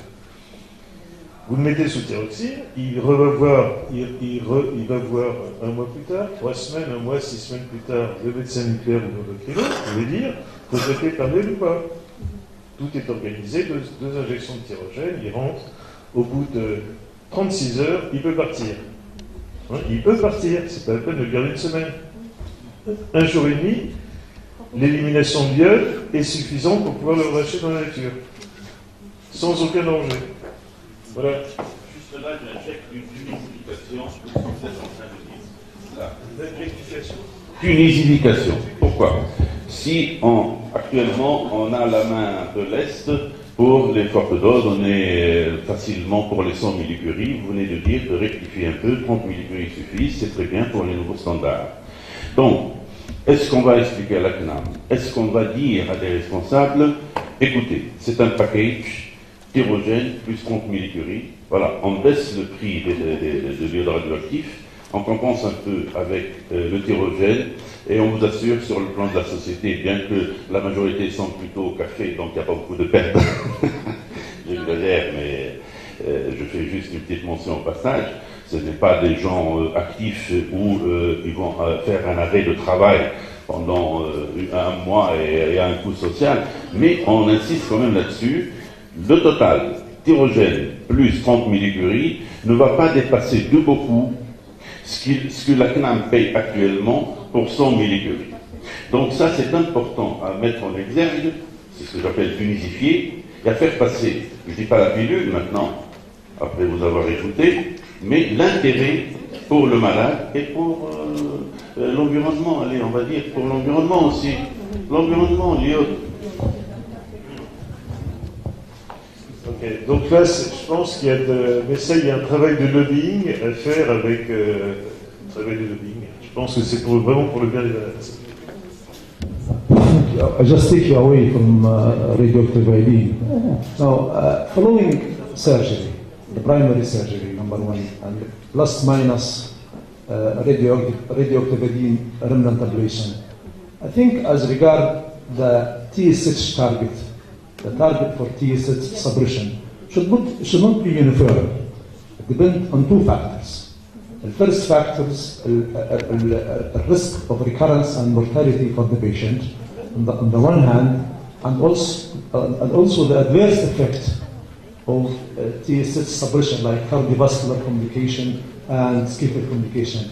I think you need a compromise between the benefit for the patient and the risk of the patient, and therefore the TSH target should differ according to whether the patient is low risk of recurrence or intermediate or high level of recurrence, and even that should be revised after 4, 5 years or 10 years. I think this is my point of view, and also compatible with the recent recommendation of the RITA and the ATA. This is a very good remark, and I totally agree with you. We only keep under suppressive doses patients with known distant metastasis. All the others are without suppression. So we have the prognostic factors, initial prognostic factors, and then you have the response to therapy. Excellent. No evidence of disease. It means no evidence of disease and undetectable serum thyroglobulin, normal ultrasonography, and absence of anti-TG antibodies. So these patients should not be treated with suppressive doses of thyroxine. They are cured. Okay? Then you have biochemical evidence of disease and structural evidence of disease. And these two groups of patients should be treated with suppressive doses, but not the others. And the first category, excellent response, include probably more than 85% of all patients. So there is a very small minority of patients who should be treated on a long-term basis with suppressive doses of thyroxine. So this is an extremely important remark. And another remark, which is also important, is the use of sensitive serum thyroglobulin assays. Donc je repars en français. Hein, je suis désolé, je ne peux pas parler en arabe. C'est bien volontiers. Alors, depuis quelques années, on a des dosages de thyroglobuline qui sont beaucoup plus sensibles qu'autrefois. Donc autrefois, on disait un bon dosage, autrefois il y a 10 ans, hein, on disait un bon dosage de thyroglobuline doit doser 1 nanogramme par ml. Maintenant, on dose 0,1 nanogramme par ml de thyroglobuline. Le thyrogène ou le sevrage multiplie le taux basal sous thyroxine d'un facteur 10. Okay? Donc si on diminue la sensibilité du dosage d'un facteur 10, et on n'a plus besoin de faire des stimulations par thyrogène. Okay? Donc, Si on a moins de 0,1 ou moins de 0,2 sous thyroxine, à ce moment-là, pas de stimulation par tyrogène. Et ça, c'est un truc à dire aux autorités sanitaires, le contrôle économique, parce que ce qu'ils ont peur, c'est que vous mettez le tyrogène sur le marché et puis que les gens l'utilisent à tort et à travers. Hein, okay. Donc je pense que le tyrogène est très utile pour l'ablation des faibles risques, mais que son rôle pendant la surveillance diminue d'une manière tout à fait impressionnante. Hein, et que les indications du tyrogène pendant la surveillance, c'était 100 il y a 5 ans, c'est 20 maintenant. 20% des malades. Donc, qu'est-ce qu'on fait maintenant? Pour que ça soit clair pour nos amis, pour moi-même d'abord, vous avez dit l'utilisation. Je répète ce que vous avez dit pour une meilleure compréhension. Vous avez dit que si l'utilisation de la thyroxine multiplie la sensibilité du dosage de l'ATG par 10. Et donc, on peut ne pas être obligé d'utiliser le tyrogène. Dans quel cas de figure? C'est-à-dire, j'ai pas compris. Un taux de thyroglobuline de moins de 0,1, 0,2 sous thyroxine. Ok? Sous thyroxine. À ce moment-là, on sait par expérience acquise que le taux de thyroglobuline après tyrogène ne sera pas supérieur à 1 nanogramme par ml. Donc, qui était le taux d'autrefois, quand on a fait toutes les études, et on dosait 1 nanogramme par ml. Donc, ce qu'on dit actuellement, c'est que quand on voit un malade sous thyroxine qui a un taux de thyroglobuline inférieur à 0,1 ou 0,2, eh bien, il n'y a plus de tyrogène. On dit qu'il est guéri. Ah, et on ne lui donne plus de d'iode radioactif non plus. Alors ça, c'est un autre problème. Ça peut être fait soit après traitement par l'iode radioactif, hein, pendant la surveillance, soit avant l'iode radioactif après la chirurgie. Donc là, on monte un petit peu dans le temps. Là, je commence par des notions simples. La surveillance actuellement des faibles risques comprend un dosage de thyroglobuline avec un kit ultrasensible au dosage, sous thyroxine et une échographie normale. Si la personne est initialement à faible risque, le fait de trouver un taux de thyroglobuline inférieur à 0,1 nanogramme par ml sous thyroxine, une échographie normale et pas d'anticorps anti-thyroglobuline, on dit que les malades sont guéris. Pas de tyrogène. Hein, c'est tout. Guéri. Hein, c'est-à-dire que vous utilisez le tyrogène, non pas pour préparation à la thérapie, mais pour doser en défrénation. Non, justement. On utilise le tyrogène actuellement uniquement pour traiter par l'iode. Et on ne l'utilise plus pour la surveillance. On n'utilise plus le tyrogène pour la surveillance. Donc si on trouve l'ATG à 0,1, sous la thyroxine, ça y est, le malade est guéri. Exactement. Et à ce moment-là, pour ne pas être encombré, entre guillemets, par des malades guéris, nous, on essaie de les renvoyer à leur médecin généraliste en ville, surveillance en ville. Ils n'ont plus besoin de revenir à l'hôpital. Ou qu'ils reviennent une fois tous les 3 ans, tous les 5 ans. Donc, je veux dire, ils n'ont pas besoin d'avoir une surveillance complète faite par les centres spécialisés. Ça, c'est faible risque. Faible risque. Et ça, c'est 85% des malades. Alors, quand on remonte maintenant dans l'histoire naturelle, on a un malade qui est opéré dans notre centre, bien opéré, etc. La belle thyroïde totale, on a confiance dans le chirurgien parce qu'on sait qu'il est de demain, c'est malade. Il lui a donné 2 microgrammes par kilo et par jour de thyroxine, qui prend un jeune à minutement petit déjeuner en une seule prise, avec de l'eau, pas du café, avec de l'eau. Et on le voit un mois après. Et bien à ce moment-là, on peut doser la thyroglobuline. Ok? Faible risque. On dose la thyroglobuline. Si la thyroglobuline sous thyroxine est déjà à moins de 0,1 nanogramme par ml, il est déjà guéri. Donc il n'y a pas besoin de lui donner d'iode radioactif. Hein? Du tout.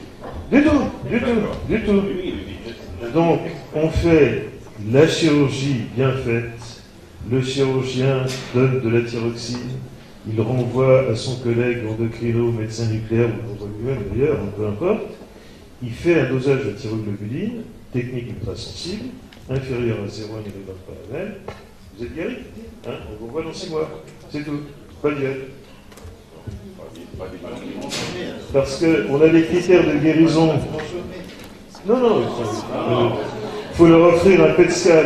Ils en rêvent. Il faut qu'ils libèrent du temps pour avoir un PET scan. Il n'y a pas de problème. Je pense qu'on n'est jamais gagnant en médecine à faire des choses qu'on considère comme inutiles. Jamais.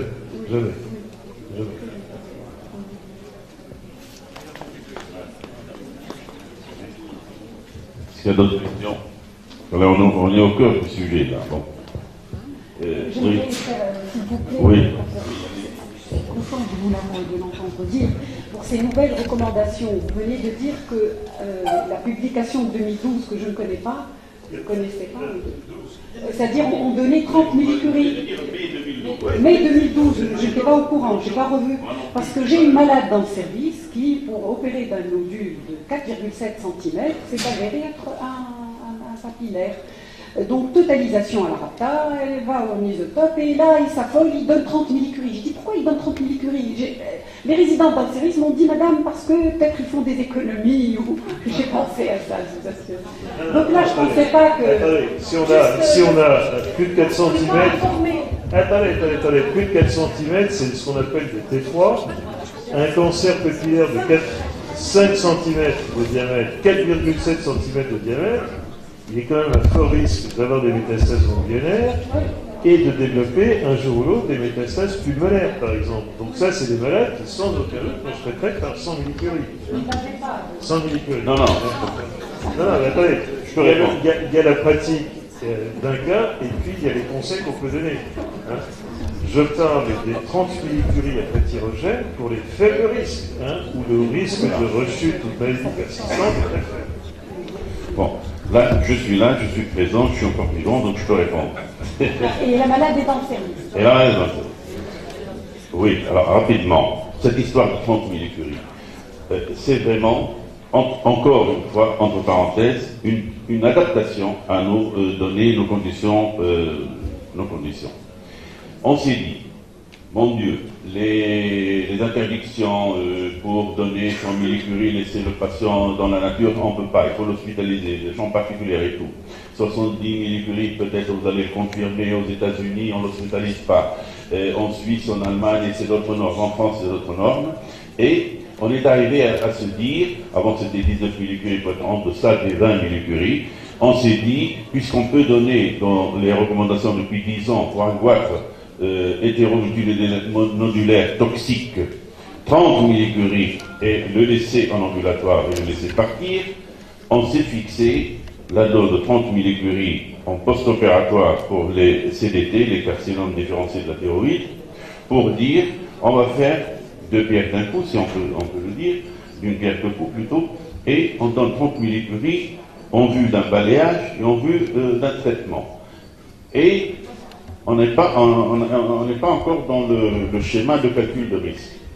C'est-à-dire pour éviter les 5 millicuries, un balayage pour faire une dose thérapeutique. Donc les 30 millicuries maintenant, c'est en augmentation dans notre service pour deux raisons. Manque de place, encombrement des rendez-vous et facilitation tout en étant dans la législation selon les normes de la loi. Voilà. Mais si vous dites, moi je vais vous dire, discute, si vous sélectionnez vos malades, oui, on est en train de le faire. Malade bien opéré, il n'a même pas besoin, il vient du centre anticancéreux de Tunis, il n'a même pas besoin d'avoir de balayage, de scintigraphie à l'iode. S'il y a un taux de thyroglobulines indétectable, c'est totalement inutile de faire une scintigraphie à l'iode. Donc si vous sélectionnez bien vos malades, il y en a bien la moitié pour lequel vous n'allez pas donner d'iode du tout. Et alors les autres malades, à ce moment-là, ça ouvre la porte pour les autres malades. Vous donnez 30 millicuries, vous les gardez une journée. La demi-vie effective de l'iode dans l'organisme, après thyrogène, c'est 10 heures. Donc, au bout de 10 heures, vous donnez 30 millicuries, il n'y a plus 15 millicuries, et après 24 heures, il n'y a plus que 6 millicuries. Et à ce moment-là, vous le renvoyez chez lui. Aucun problème. Tout à fait. Ça, c'est pour les faibles risques. Oui, oui.